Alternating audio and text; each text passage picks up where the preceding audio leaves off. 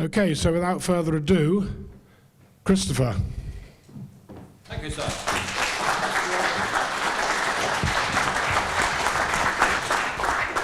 Welcome. The only meeting in this referendum campaign which we anyone talking any sense. Now, there are two things in my life that I've always very carefully tried to avoid. One is climbing Everest, which I've so far succeeded in doing. The other is chairing a meeting. And I've managed to get away with it for 78 years without doing it. But I've been forced into it by my old friend and colleague, Mr. Dr. North. Because I'm here to sort of introduce him as well and say a few words, he said. And secondly, because, as some of you will know, he needs someone to keep him in order, and that's part of my role. I thought, but since I'm not a chairman, I'm just an introducer, it's going to be the you lot who keep him in order. If you feel like heckling, please do. And you'll have a chance to make your questions later. The first thing, I wanted to set the tone of this meeting by borrowing a practice from old-time vicars who, when they were going to preach a sermon, liked to start with a holy text. Now, you'll be pleased to hear my holy text is not from the Bible. It is from Margaret Thatcher, which some people might think was the next best thing. So I'm going to have to read this because I must get her words absolutely right.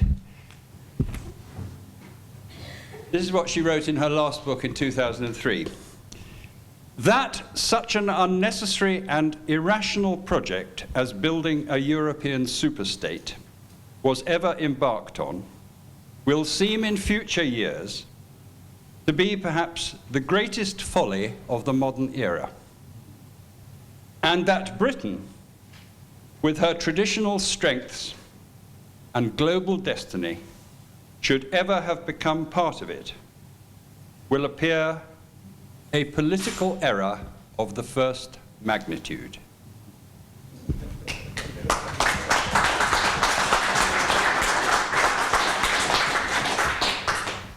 Whatever we may think of Mrs. Thatcher, and we've got different views, I know, about a lot of things, she did have one quality which is very rare in politicians. She was very famous, as you remember, for saying, "You turn if you like, but the lady is not for turning."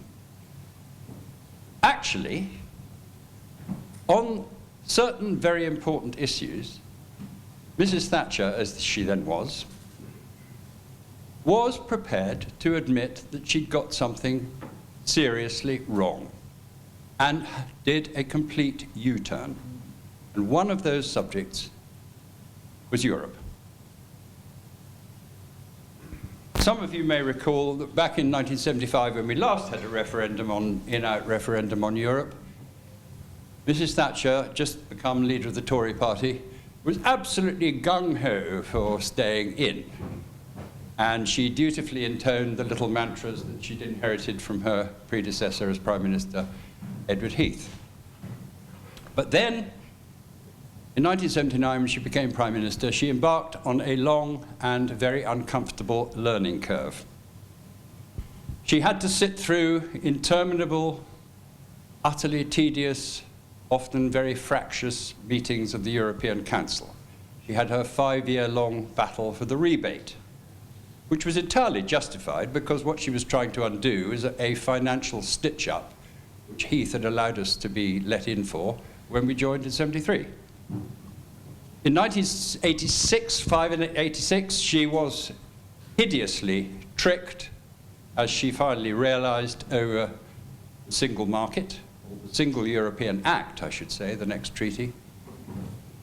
In 1988, she had gone a very long way, so far that she went off to Bruges, you'll remember, and made her famous speech, which shocked all the audience of European dignitaries in front of her, warning that Europe was heading to become what she called, perhaps not totally accurately, what she called a superstate. But it was a very powerful speech. In 1989, she was disastrously blackmailed by her two most senior ministers, into taking Britain into the exchange rate mechanism, which she knew would end in tears. And in 1990, it had become obvious to the European establishment that, armed with a veto which she would have been prepared to use, she was the one remaining huge obstacle to the treaty they were planning at Maastricht, which would set up the European Union with its own single currency and very much more. And at that point, as we described in The Great Deception in some detail, the Europhiles, both in Westminster and in Brussels, ganged up just after she said no, no, no to Mr. Delors with his plans to create an even grander form of government in Brussels. They ganged up and got rid of her. Now, the point about this, why I've told that little recap that story, much of which, of course, will be familiar to you, is that she'd been on this long learning curve, and what she had realized was that everything she'd originally been told about the nature and purpose of the European project was wrong, and often deliberately so.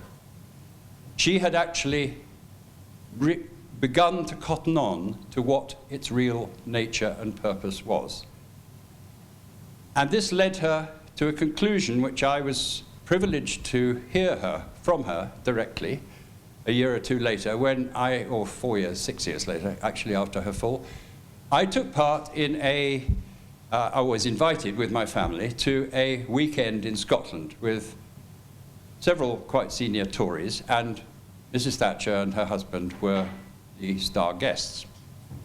And there were a couple of bright young teenagers in the party, one of whom was my son Nick, who had been the youngest speaker at the Referendum Party conference in Brighton a few months earlier.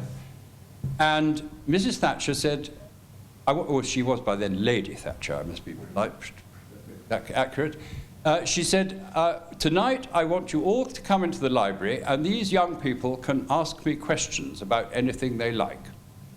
So the first speaker or the first questioner was a young lad who was the son of a former cabinet minister, who, being the son of a former cabinet minister, asked a very dutiful and boring question, which she replied to dutifully and very boringly and quite short. Then my dear son Nick put up his hand and said, Lady Thatcher, do you think we should leave the European Union? And her eyes lit up. And she held up, how can I do this? I can't multitask. She held up the fingers of her left hand, and she said at once, very emphatically, there are 5 reasons why Britain should leave the European Union. And then she spoke very passionately, very coherently, for 25 minutes, without stopping, but just ticking off the reasons why we should leave the European Union by her fingers. And then she stopped, at which point my son raised his hand again and said, Lady Thatcher, you said there were 5 reasons why we should leave the European Union. You've only told us 4. And she paused for a second. And then her eyes lit up again, and she said, they stole our fish. So no one present in that room that night could have had any doubt as to what Mrs. T thought. Now, she wasn't very public about it, as we know. She was discreet, but she did, some years later, in that book I quoted from just now, write that amazingly powerful statement, which I used as my text.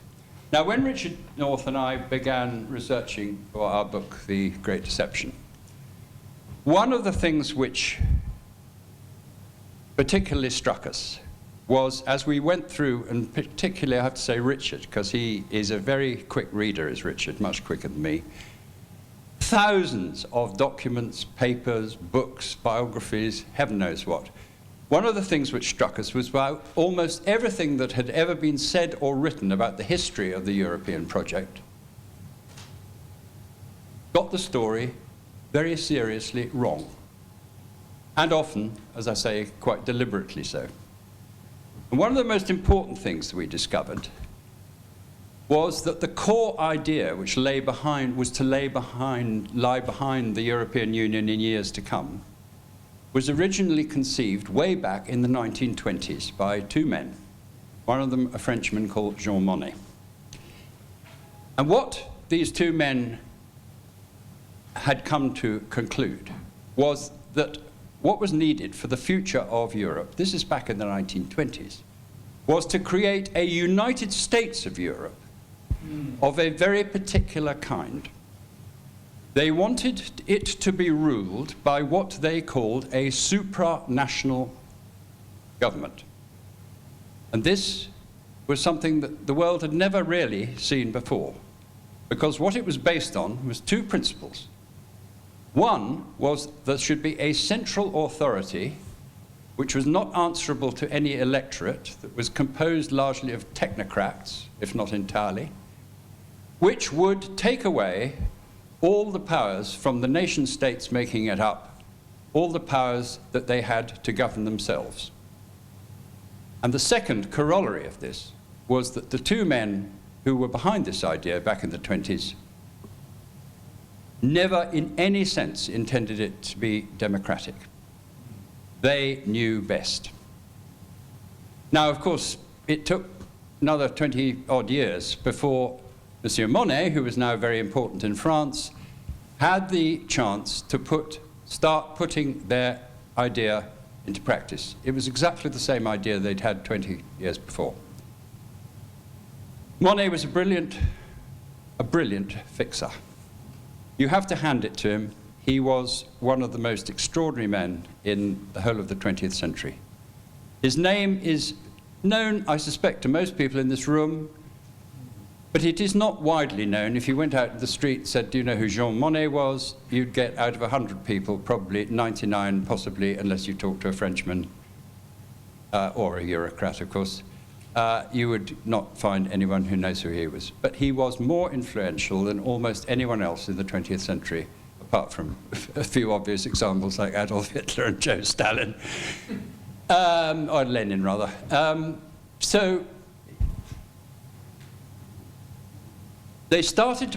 Monet started to put this into effect in 1950 with that coal and steel community, which you know about. But it was then that he, by this time, had a little group of, closely knit group of politically motivated men who were with him, and they realized that they were not going to get their United States of Europe all at one fell swoop. There was no way that that would be accepted. So the second core idea, which has been so important ever since, was that they realized they should conceal the true nature of their ultimate goal, and that they should build up their government for Europe, bit by bit, over many years. And that, of course, is what we have seen happening ever since. Treaty by treaty, directive by directive, we have seen the supranational government being built up, gradually sucking away the powers of all the national governments. And that, of course, is where we have got to in 2016. Because I was just remind myself, there was a thought which occurred to me when I was sketching out what I was going to talk about. Yes, I talked about the idea that they were going to conceal the real purpose and ultimate goal. And of course, that great deception, that was why we called our book The Great Deception, along with many other deceptions along the way. But for a long time, it seemed to work brilliantly well, exactly as the Grand Plan had laid down way back in the early 50s. Bit by bit, treaty by treaty, it was all happening. But we paid an enormous price for this deception. We paid several prices, but one of them, which has become very obvious again recently, is that very few people, because it is all, so much of it has happened in the shadows, so much of it hasn't been properly explained, so much of it hasn't been properly reported, we have now whole generations of politicians, let alone the media and the public at large, who don't really understand what's been going on, don't really understand the way this whole system of government works, and they don't understand what is the real goal, this ever closer union that is so glibly talked about what it's really about and where it is meant to lead to. Now, it is true that a few politicians over the years have understood the real nature and purpose of what's going on both sides of the argument. One of them, of course, was Edward Heath, who, as we discovered even more than we'd known already when we were writing The Great Deception, chapter and verse of, he knew exactly what he was up to. In 1961, when we first applied to go in, and even more when he took us in 1973. He knew what the real purpose was, and he went along with The Great Deception. On the other side, we had Hugh Gaitskell. Some of you may be old enough to remember Hugh Gaitskell, who in that amazing speech, which is well worth rereading today in the light of what's happened since, where he led the Labour Party into opposition to the Tory plan to get us into Europe, and warned that it would lead to the most extraordinary disaster politically, the end of 1,000 years of history. And the same broad conclusions and understanding, of course, were reached many years after that by later Lady Thatcher. So that's the situation we've reached today, where we have this dismal referendum campaign, where we hear the most amazing rubbish being talked night or written and talked day after day and night after night. And of course, we've moved on a long way since Mrs. Thatcher's downfall in terms of seeing what the nature of this monster that we're all part of is really about. We've seen the ongoing catastrophe of the euro, one of their greatest, boldest, and most crazy experiments. We've seen the hopeless inability of this form of government to deal with the unprecedented tidal wave of migration. And as some of us, perhaps in this room, would understand, we've also seen the utterly disastrous course that we've been launched on with our energy policy, how we keep our lights on, how we keep our economy running, by the infatuation of the European system with climate change, which of course is totally aided and abetted by our own hapless little puppet politicians in Westminster. And here we are, for entirely cynical reasons, we've been given this referendum to decide whether we are to remain part of this, what Mrs. Thatcher described as what was it? I must go back to the holy table, get her words exactly right. She said, will seem in future years to be the greatest folly of the modern era. Are we going to stay in this folly, or are we going to escape from it? Now, we, unfortunately, probably in this room, have been very depressed in recent weeks to see the unbelievably low-grade level of the way this so-called debate is being taking place, and all the stuff. You don't need me to remind you of all the Project Fear on both. Both sides are talking the most amazing, superficial stuff.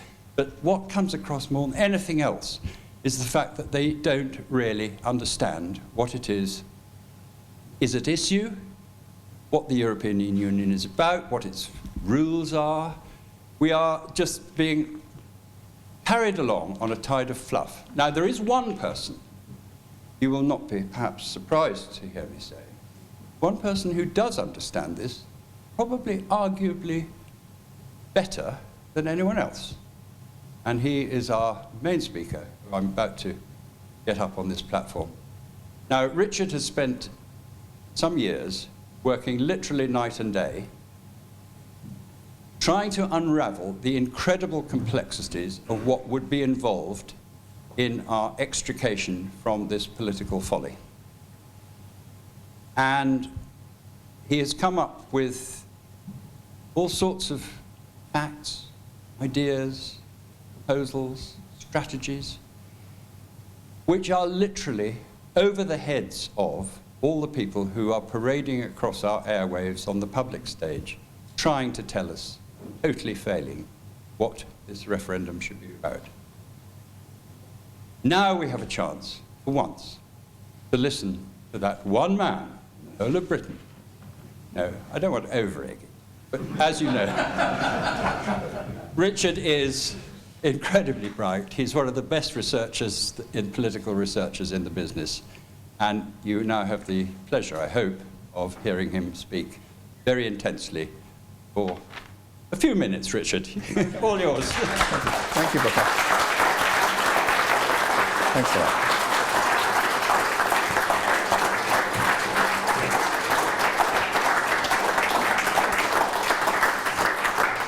Gentlemen, ladies, thank you so much for coming. I don't know if you remember at the 97 election when Jimmy Goldsmith pulled together that huge meeting at Alexandra Palace. We got 10,000 people in one room, but of course the internet hadn't really taken off then. And there was absolutely no publicity. The Telegraph sent its restaurant correspondent to literally to report on it and give a sarky little thing. Well, technology has moved on, and this small gathering today will actually reach more people than Jimmy managed through this huge expenditure. This is what technology is going to do. And if we're going to win this referendum, this is going to be how we're doing it. We're going to be bypassing the media, and we're going to be going through social media, and we're going to go through YouTube, which is the whole point of today, is to create a powerful series of YouTube movies which will reach a mass audience and will ripple out from there. So, before we start, I just wanted to pick up the Telegraph of today, and I very rarely buy the Telegraph these days. One looks at it almost totally online when you do at all. But here we have the leader, and you creep down to the bottom of the leader, and I've ringed it. And what does it say? It's talking about voters with a good reason to fear a future outside the EU.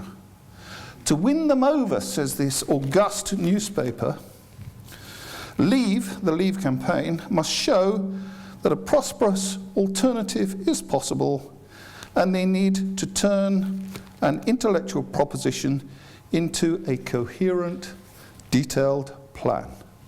Well, hallelujah.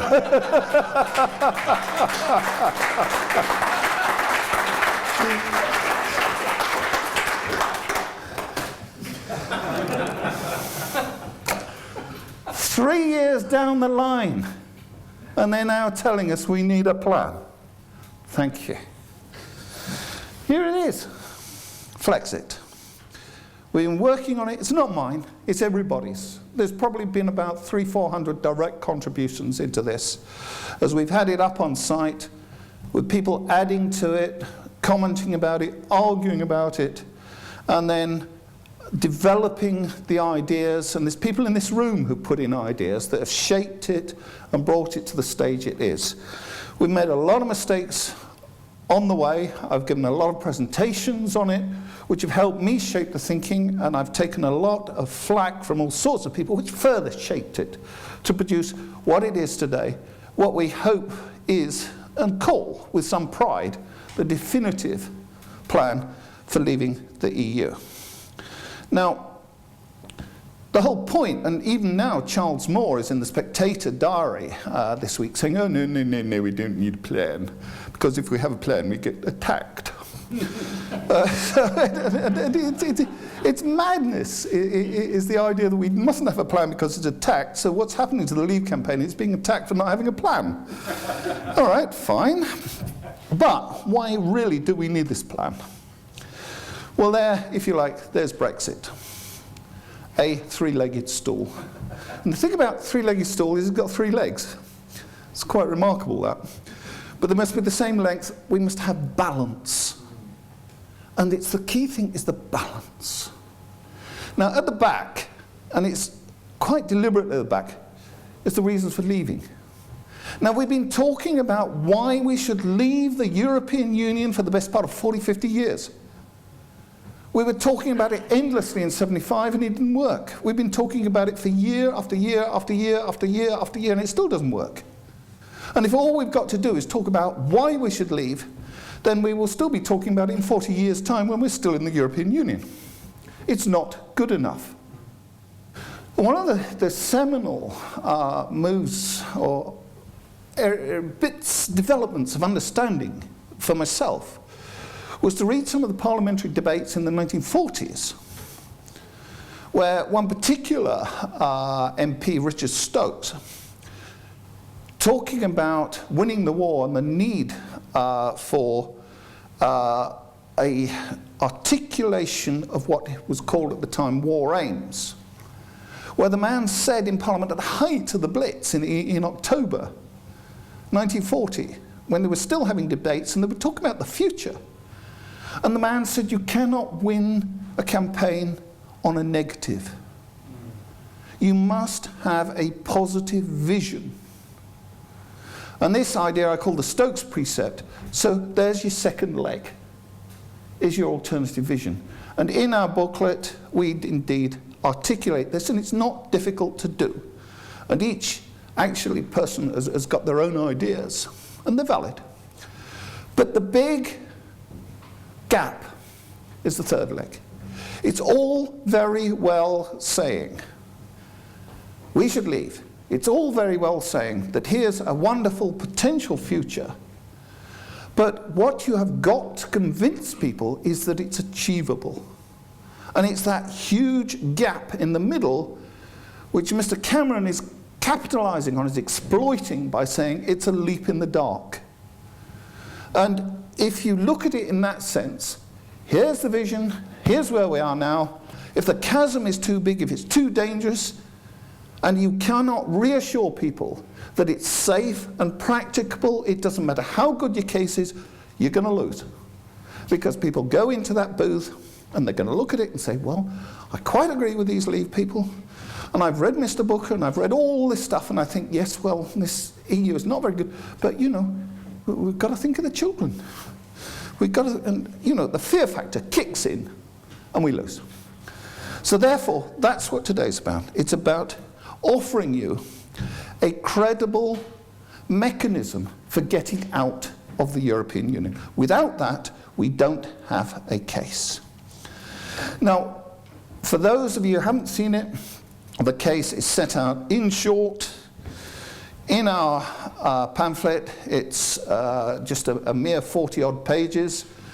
If you haven't already read the longer version, that's 421 pages, currently growing by the day, and that's online, and it's available to anybody free of charge. And believe it or not, despite the media and the politicians ignoring it, 60,000 people have downloaded that, and some of them have even read it.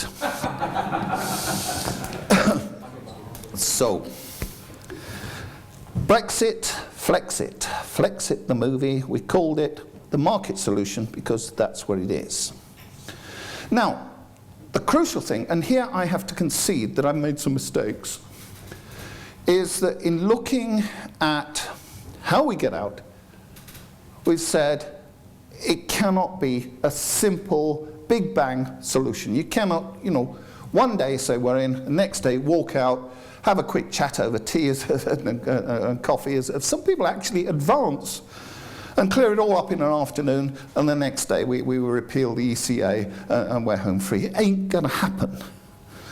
40, 50 years of integration, 9 major treaties, means that we're going to take a long time to actually unravel this closely integrated arrangement, and we're not going to completely clear it for many, many years to come. Now, it was the help of some people in this room, actually, who helped me put it together to eventually develop the idea into 6 stages. And let's just whisk through these 6 stages, and then we'll look at them separately in a little bit of detail. The first is the withdrawal. Now, if I've made a mistake, and I concede that I have, is we've spent far too much time and effort focusing on stage 1. And largely out there, most of the debate, or the such debate that there is about mechanisms, is spent on stage 1. But stage 1 is simply the first part of a process, and actually is the least important, because it is not the end cover, it is only the first step in a long journey. The second of those journeys, if you like, is to deal with the growing problem of immigration and asylum, but they must be separated, and we'll look at why and how shortly. The third, and this is where I start to have to make this focus, is that really, as far as the EU relationship goes, it's not stage 1 that counts, it's stage 3. So we'll spend a little bit more time than usual looking at stage 3, because this is end cover as far as the EU goes and the rest of Europe. Bearing in mind, of course, that Europe is not the EU, vice versa. Then we come to the fourth. Once we're out, and it's only once we're out, are we able to rebuild our policies, and we'll look briefly at the sort of policies that we can rebuild and why and how. And then 5, we now think globally. We think, let's tackle a moribund, basically collapsing system of world trade. It now costs more to trade on a global stage than it did when GATT started. The whole system is actually failing, and we need to relook at it, and we need Britain in there kicking backsides and getting the thing working. And then finally, we have to say to ourselves, well, all this had happened through MPs giving away our powers. And it isn't their sovereignty, it's ours. It isn't their nation, it's ours. And it's going to be pointless going through all this huge effort and trauma, taking back what is ours, only to have them at some time in the future giving it away again. So we need domestic reforms, we need a new domestic settlement which says never again, which actually puts power back into the people and makes sure that once we are out, we do retain control, and it is going to stay with us forever. And I mean forever. There's very few things you can say that, but I do mean it there. Okay, so there we've got our framework, our 6th stage. Let's start now looking at stage 1. Now, there's a few parameters we've got to look at. And the thing is, and I explain this at length in Big Flexcit, is we're not coming to this as outsiders with fresh sheets of paper looking at a new political situation. We have a lot of baggage. So we can't actually just create a totally new framework. We've got to look at what exists and how we deal with what exists and how we fit it in. Now, the point, and it's a well-rehearsed point, it's well understood. It even came out in Mr. Cummings of Vote Leave's focus groups, that unless you protect the economic situation, unless you protect the economy, and particularly the trading economy, you are going to lose. And more recently, polls are showing that when it comes to immigration against economics, economic scores number 1 every time, unless you can actually satisfy the economic question and give people the reassurance that they're not going to lose economically, they're not even going to look at your next reasons. So we've got to protect that. And the second one is that we've got Article 50. Now it may be, and it almost certainly was the case, that our MPs and our ministers passed the Lisbon Treaty without reading it or without understanding it. But we've got an exit clause which gives us 2 years to get out, in the context where typically to negotiate a complex free trade agreement, and that's just one component of our exit settlement, takes between 5-7 years and sometimes takes more, 12 years. It certainly is beyond the realms of possibility that we can negotiate something as complex as a UK exit settlement inside 2 years without doing some very serious hard thinking and making some serious compromises. So that the political reality is constrained. There's all sorts of things I would love to do. And if it was a question of leaving tomorrow, I'm at top of the queue. You're behind me. But it ain't going to happen in reality, and we've got to live with reality. We've got to work with the world as it exists, not as we would like it to be. And these are the 2 points, therefore, we have to satisfy. Now, within that context, what have we got? Well, you can read any number of terms, but it actually boils down to 3 possible options, with variations on the theme, but the 3 heads we're quite familiar with. One is the WTO option, World Trade Organization, relying solely and exclusively on WTO rules. Well, in fact, there is no major economy in the world that relies wholly on WTO rules. Mostly in the documentation it's discussed in terms of a phrase you don't see in the media, but it's WTO beyond is the phrasing that's used. In other words, the WTO is used as the baseline, and then you have a series of separate subsequent agreements tailored to the particular needs of particular countries.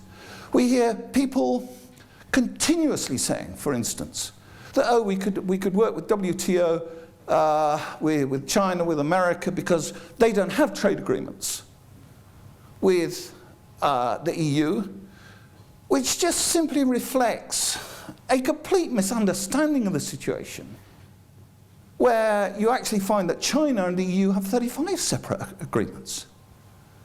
And they work well outside WTO framework, way beyond, as the phrasing goes, WTO beyond, to the extent that we could not survive as a trading nation simply using WTO.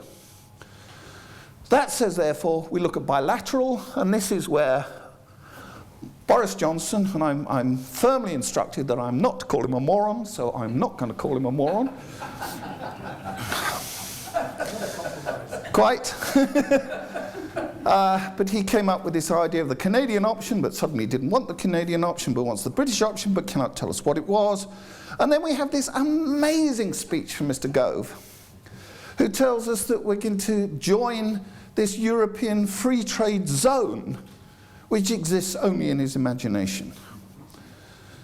But if we are to have a bilateral agreement, well, it took Switzerland, what, 16 to 20, it actually took 22 years to get all the agreements together for Switzerland. Typically, as I say, between 5 and 7 years. Some have gone on 12, 14 years and more and still haven't been settled. So how are we going to do a complex free trade agreement bilaterally with the European Union in 2 years? Ain't going to happen. Can't happen. And anybody who suggests otherwise simply is not living in this planet. So, where are we going to go? Hey, we are necessarily drawn to the final option, EFTA EEA. Don't like it, it's not good. Norwegians don't like it. The No to EU group detest the EEA agreement. They don't want it. They want a free trade agreement. The Europhiles in Norway hate it because they want to be in the EU, so it's got no friends in Norway. We don't like it. But as an interim option, it gets us out. And I'd sooner be out with all the baggage than to stay in for the next 40 years whinging about how nice it would have been to leave. Hence, I'm afraid that's what it is. Now, I've had all sorts of people sit at meetings saying, oh, well, you have to join EFTA. What happens if they say no? Well, you know, it's the same question, you know, if you want a bilateral agreement, what happens if they say no? It's always a possibility.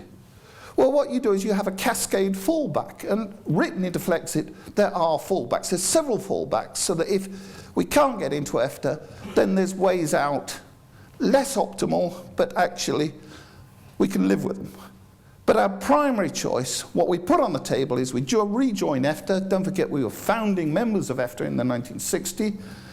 And then we go through the system and we rejoin EEA. Why?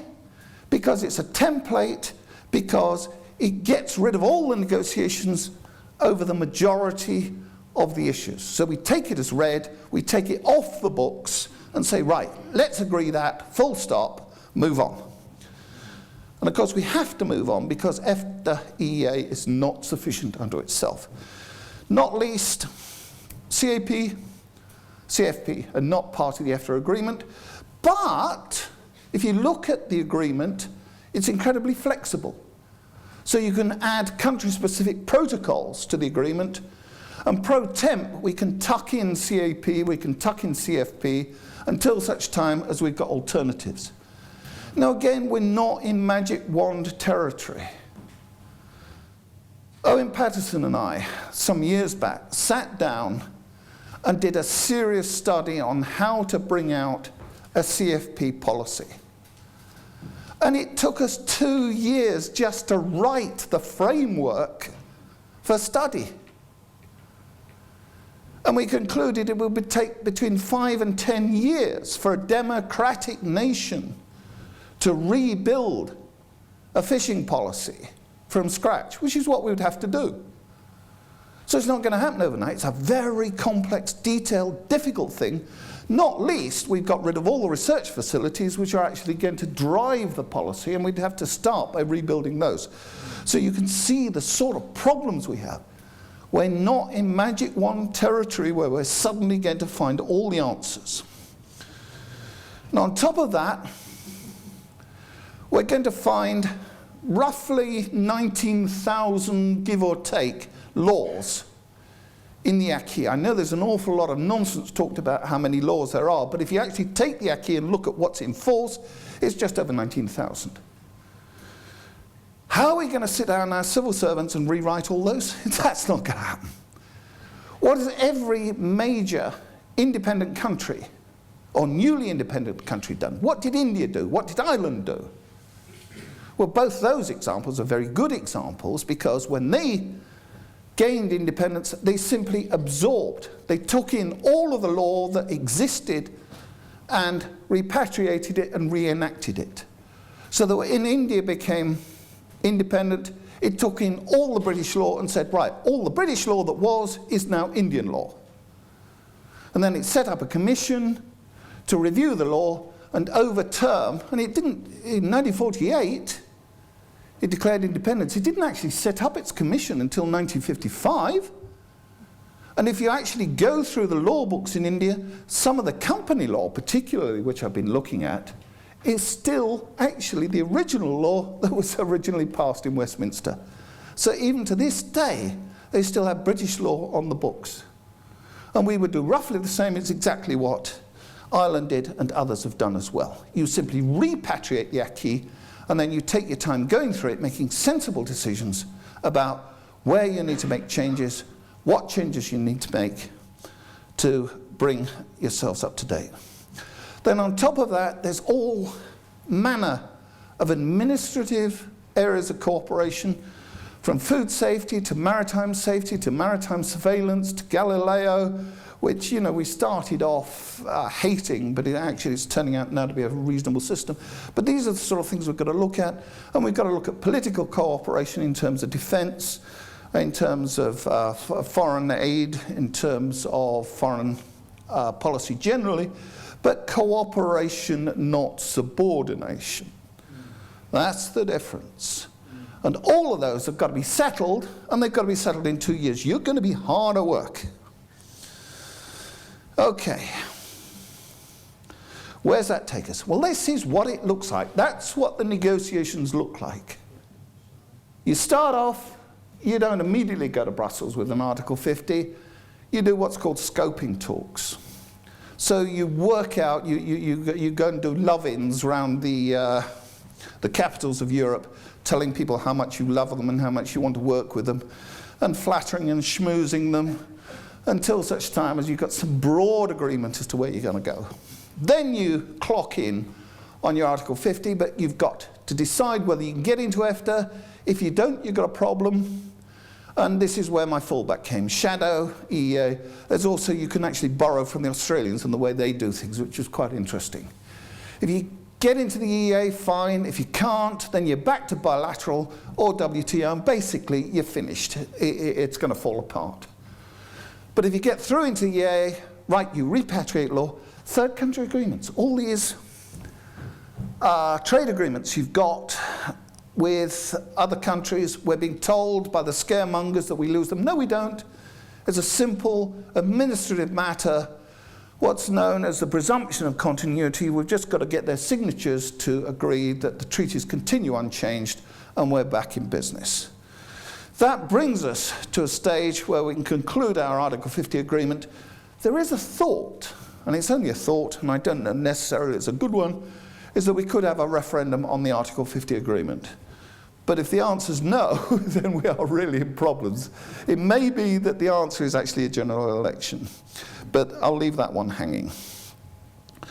Okay, now, here comes the crunch, and this is where we're getting UKIP falling apart, we're getting Vote Leave falling apart, is they're unable to focus on the issues of immigration, particularly asylum to a similar extent, and the idea that if you join the single market or if you stay in the single market, then you're going to have to concede freedom of movement. And they say, oh, well, freedom of movement comes first, therefore we cannot have the single market. And then we saw Dominic Cummings giving evidence a couple of days ago to the Select Committee saying, no, I don't want to be in the single market. Eventually, it took about 20 minutes to get that single answer out of him. But if they do that, if they put freedom of movement first, then we don't get out. It's as simple as that.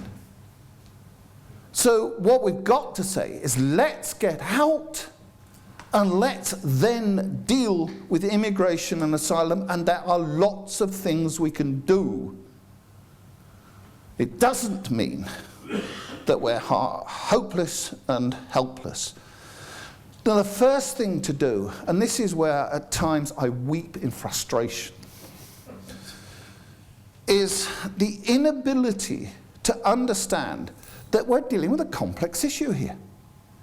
This is not just asylum seekers. It's not Syrians or Iranians and Afghanis coming over into Greece and what have you. There are complex issues, and there are entirely separate areas of international law and domestic law and EU law that come together for different reasons. And broadly, we break it down into two categories. This is the first layer, if you like, of distinction between regular and irregular. We hear about illegal immigration. We very often hear about asylum seekers being called illegals. They're not. And the terminology is quite important. So we've learned to call and understand what we're dealing with in these two categories: the regular migration, which is the normal legal migration that comes through our system, but then there's the irregulars, and they are a complex of refugees which have their own legal status, the economic migrants very often coming in as asylum seekers but failed, and then there's the illegals, which is not an eagle consulting the doctor. It's people actually, no, it's a very poor joke. Illegal, you know, man. Oh God, yeah, here it goes. It's people coming in by subterfuge, or most often overstayers, coming in legally and then staying illegally. So what do? First of all, we have to look at these issues separately. Regular migration is interesting, because when you look at EEA, yes, we have to adopt freedom of movement, but it ain't the same thing. There's subtle but very important differences between freedom of movement under the EEA agreement and freedom of movement within the EU treaties. And what particularly you find is that written in Article 112 of the EEA agreement are what are known as safeguard measures. This is what Mr. Cameron was talking about in terms of an emergency brake that he's managed to negotiate. But hey, he gets an emergency brake if the Commission decides and if the European Parliament approves.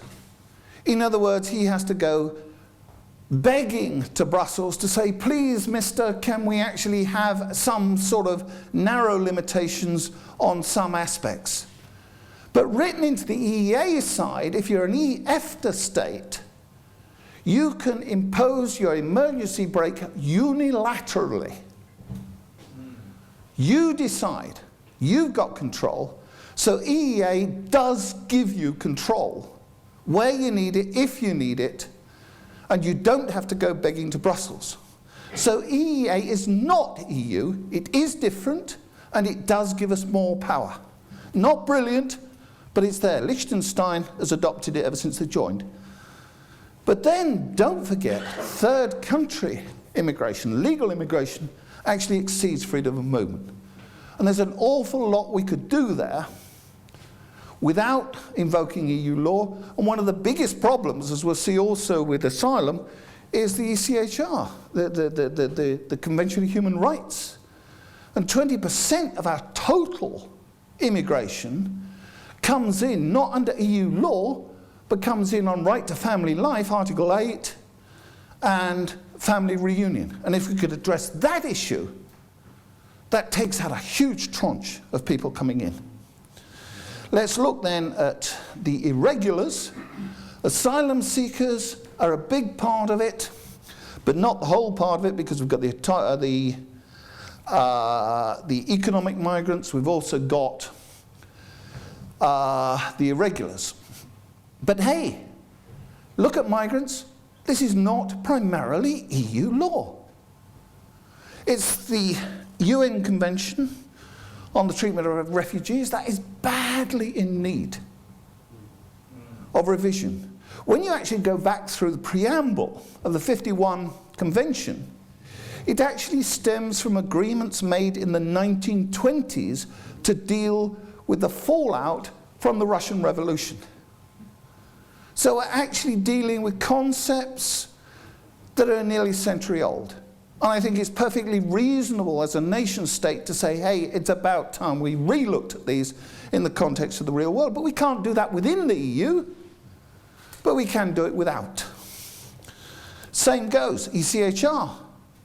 We've been talking for years about getting rid of the judge-made law, just adopting the principles. We were co-signees originally. Let's look at the principles, let's get rid of the judge-made law, let's get rid of the court in Strasbourg and keep the principles of the convention. There we are, Charter of Fundamental Rights is the latest stupidity from Brussels of adopting and integrating not only the ECHR, but also things like the UN Convention into the treaty. So they're now locked in, where part of the treaty is now to allow asylum seekers the right of asylum now written into the EU treaties. We walk away from the treaties, we walk away from that obligation. We have bilateral treaties, and Schengen started off bilateral, we're not part of it, and we needn't stay part of it if we're out. But we've also got a lot of bilateral agreements with the French and also with the Belgians and others, particularly Sangatte. We've got the Luteque Treaty, which actually allows our officials into France so that we stop them before they can actually claim asylum. They can't claim asylum until they're on British territory, and by this bilateral agreement we keep them off British territory, which means they cannot claim asylum. And that's why in 2002 we were taking in 80,000 plus a year, and we're down to 25,000. That's because the arrangement actually works. And the reason why you see camps at Sangatte is not a failure of policy, it's a success of the policy, because they cannot get to Britain. And that's, we can develop. Okay. That's the minutiae, if you like, but the real thing about immigration is it's driven by huge global factors, mainly economic, mainly stability, war, pestilence, threats will drive it. And what we have to look at are what is known as the push-pull factors. A lot of work done on this, a lot of understanding. Very difficult to do when you've got a Brussels machine that looks at everything in isolation and cannot make up its mind what it wants to do. You get out, you can do things. And the important thing to do is integration, not with Brussels, but with our own ministries. You do not want an industrial policy which fights against your aid policy, which fights against your defense policy, which fights against all the other policies that you're dealing with. What you have to do is you have to tie them all together. And one of the really good ideas which came out of Afghanistan is get rid of DFID and get the army actually administering aid. In other words, you integrate a lot of defense policy with aid policy, and you make sure it's actually delivered in a way that it actually affects the recipient country in a way that actually works. You can't do that with Brussels. So that now brings us to stage 3. And if you remember, I said we spent far too much time looking at stage 1 and not enough time and not enough focus looking at stage 3, because stage 3 is the end game when it comes to the European relationships. And what am I saying? We're looking at a genuine single market, not the thing we've got at the moment, which is a bureaucratic nightmare, but a market that is devoted to trade, not political integration. Now immediately we say EEA is not the answer. I concede that. People say, oh, there's all sorts of problems with the EEA. We know there are problems with the EEA. And we can list them. We can do it better than they can. Rules are made by the EU. Well, after a fashion, but we'll look at that in a minute. But that's, well, you know, Brussels are making all the rules. Yes, all right. Well, let's concede it. We don't get a seat on the top table. In the EEA, all these bureaucrats and all these systems making the laws, and all you do, and haven't we heard it? Don't we love it? Doesn't it show you where they're coming from? Fax law? Who's got a fax?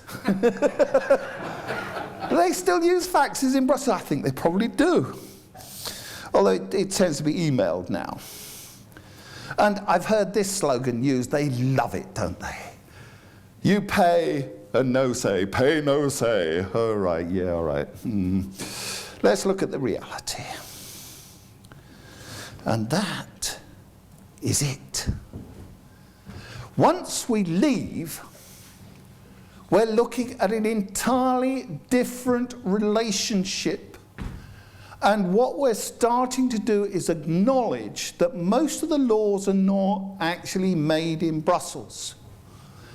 They're made here, global standards bodies, and they're made by this anonymous organization, strange enough also in Geneva, the ISO, International Standards Organizations. Now look at the relationship.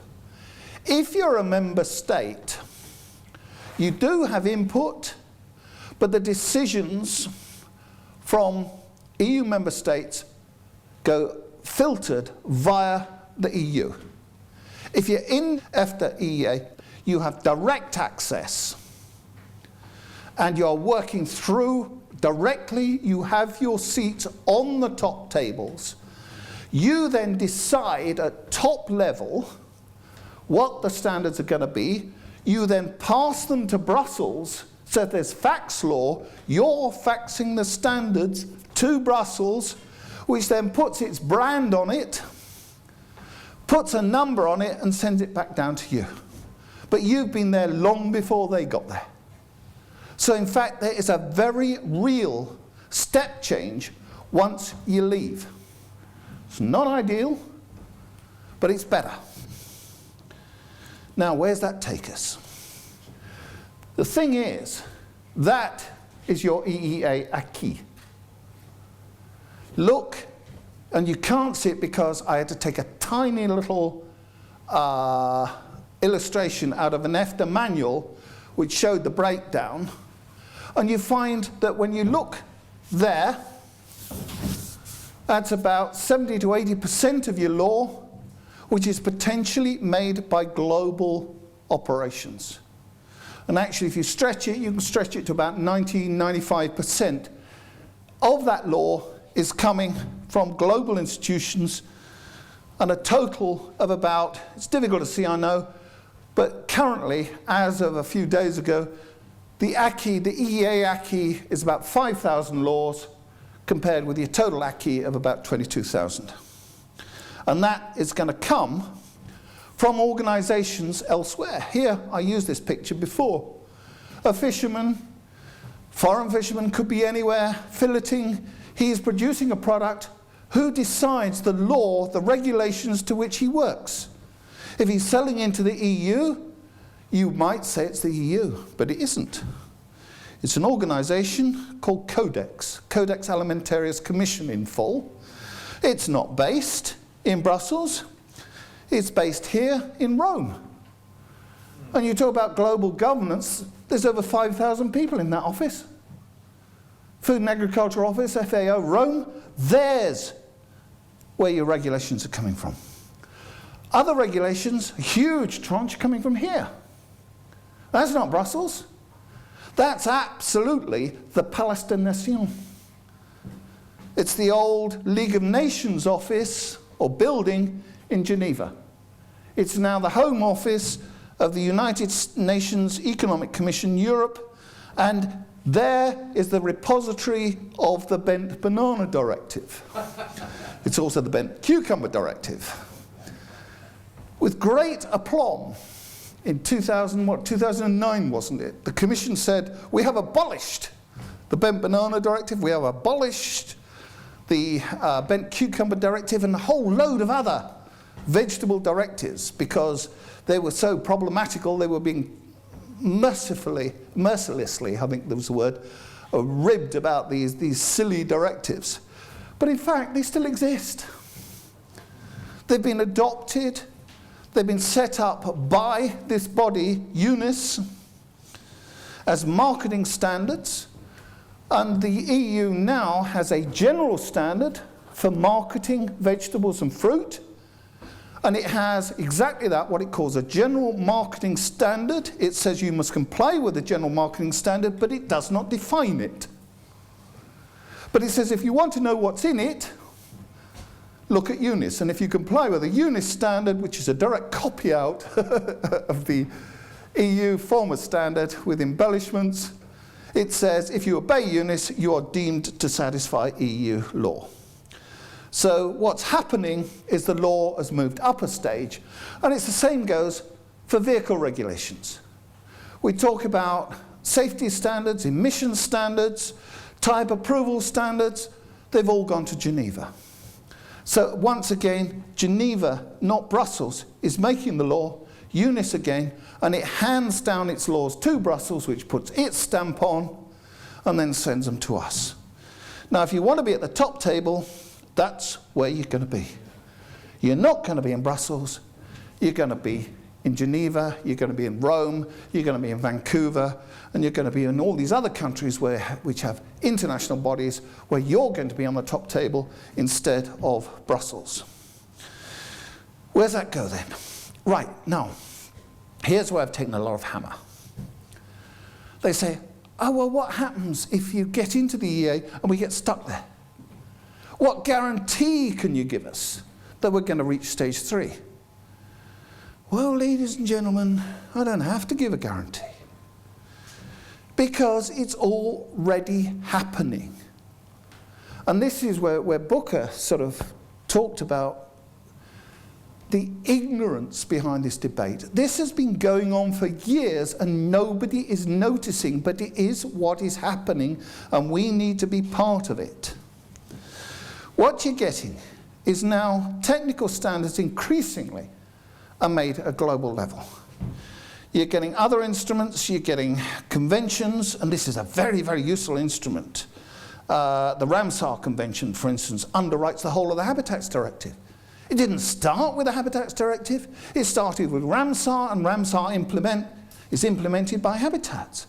Why do we need a Habitats Directive when we can go direct to the original convention together with the Berne Convention on Animal Welfare and Animal Species Protection of? We do not need the EU. We've got various inbuilt treaties at a global level, not least, God help us, the IPPC and the Framework Convention on Climate Change. That's not Brussels. That's a United Nations treaty.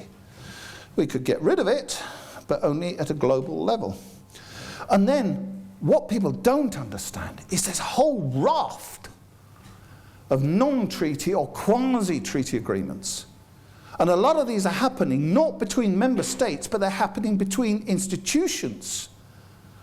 So you get the IMO, the International Maritime Organization, maybe working with the WCO, the World Customs Organization, to do a deal on expedition under the Trade Facilitation Agreement under the WTO to come to a standard procedure for handling customs documentation, which means at the bottom line, you only need to fill in one document to send any product from any country anywhere else in the world. And that does more to facilitate trade than any 100 Brussels directives. That's where we need to be. So, now, how's this all happening? Well, here's one of the reasons, and this is what Booker and I were talking about earlier, is the effect of the WTO. And this particular agreement, 1994, the TBT agreement, is known Technical Barriers to Trade, the Agreement on Technical Barriers to Trade, is a fascinating document. Nerd, you might say. But what it says is, I hereby declare that the EU is redundant. Because what it does is it says, if an international organization makes a standard for the purposes of facilitating trade, all the contracting parties, of which the EU is one, must adopt it. And it's not voluntary, it's mandatory. Shall, says the agreement. So that now the whole of the law-making and standard-making apparatus has gone up a stage, and it's made the whole of the single market mechanism within Brussels redundant. They're no longer in control. They're not making the laws, they're simply branding them, and they become the middleman. We don't need them. The EU is irrelevant. We need to be at the top tables, and they ain't in Brussels. So what do? This is the final cover for the European relationship, the next stage. It's happening. Gradually, we detach the acquis from the EU. It's happening. More and more and more. This year, we see this wonderful thing that none of you have ever heard of. Regulation Zero. They call it Regulation Zero. It's the first regulation to switch total vehicle type approval from Brussels to Geneva. Now you can approve a vehicle in Geneva under the Geneva UNIS rules, and you can sell it anywhere in the world except, of course, America, which is the great land of the free and the brave and free trade. Yeah, fine. Before that came tyres and the global tyre agreement. Believe it or not, tyres is big, billions of business. You can get a single standard on tyres, you're motoring. Who blocked it? United States. However, it's happening. Detach the acquis. Stage one. Next stage. Build up UNIS. Now go back to the Hague speech in 1947, year before I was born.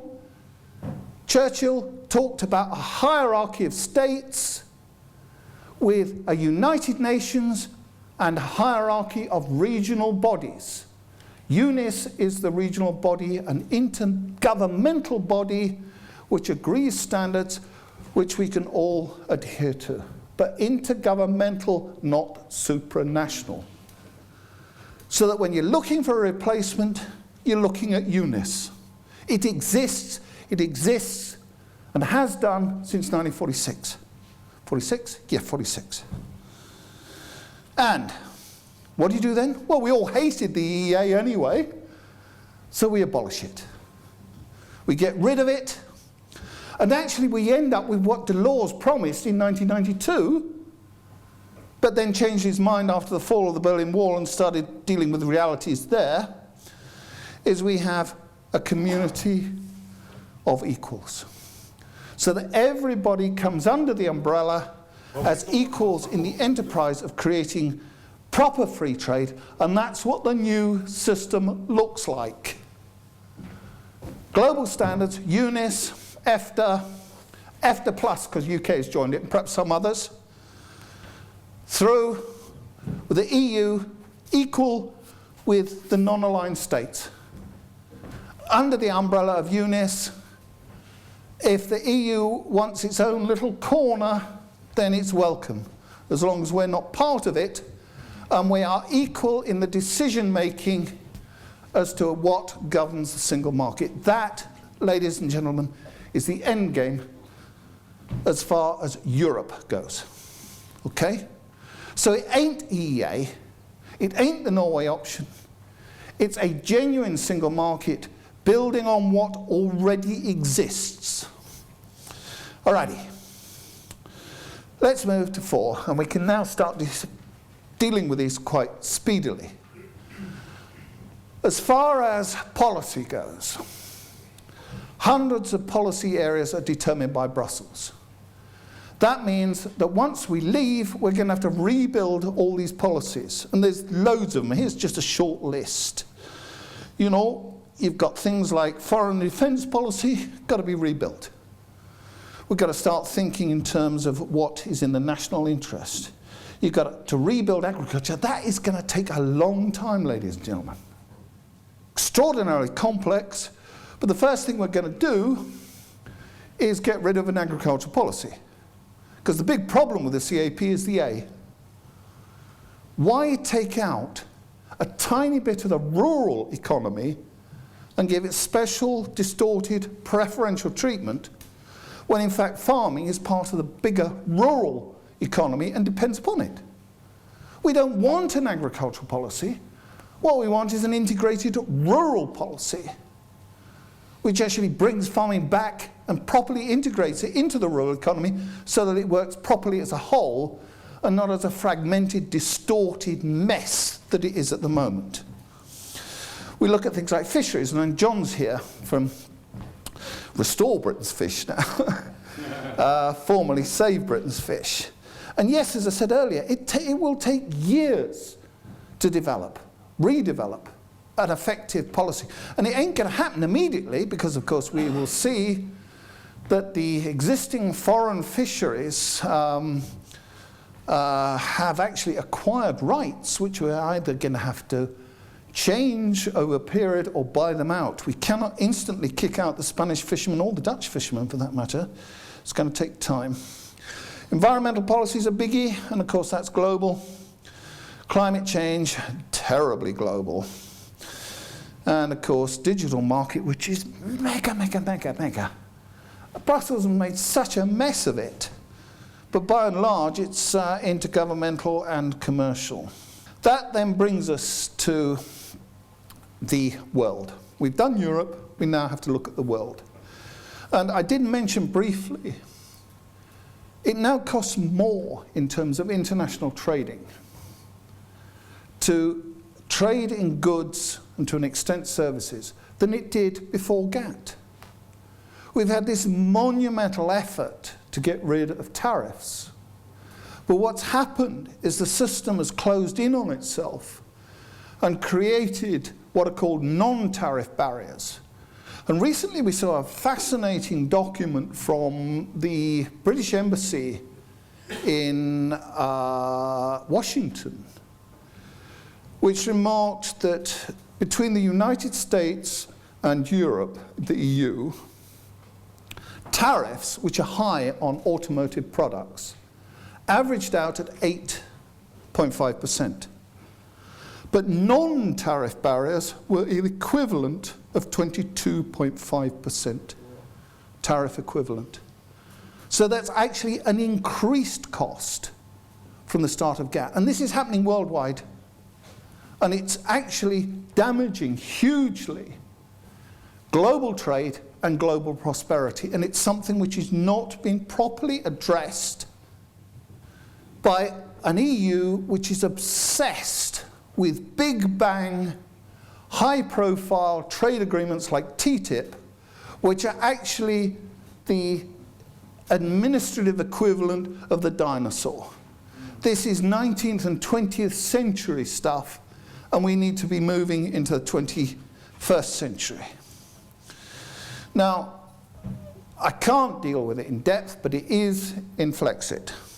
I've looked at 8 particular issues, and there it is. You'll find the same graphic is in the Flexcit document, and it looks at things such as transnational organised crime.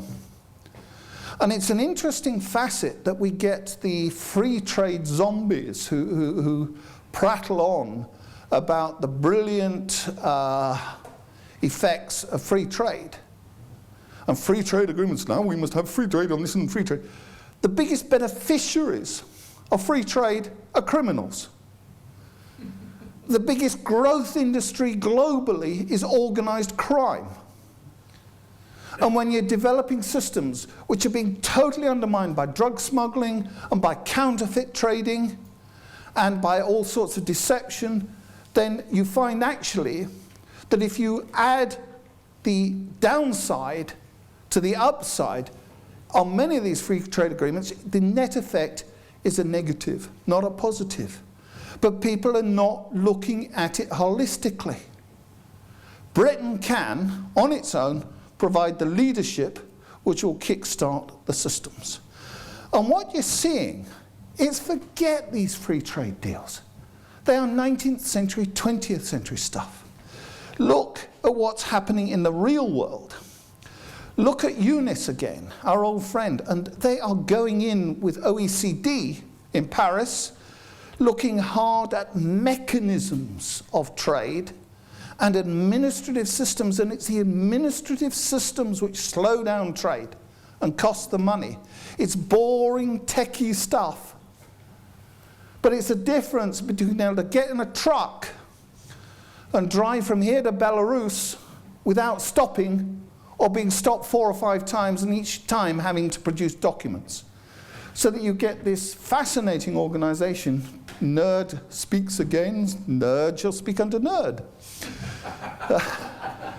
But we have WP6. Look it up. It's on the internet. What they're doing is phenomenal. We talk about the Commission with its monopoly over regulatory power. They're changing the model.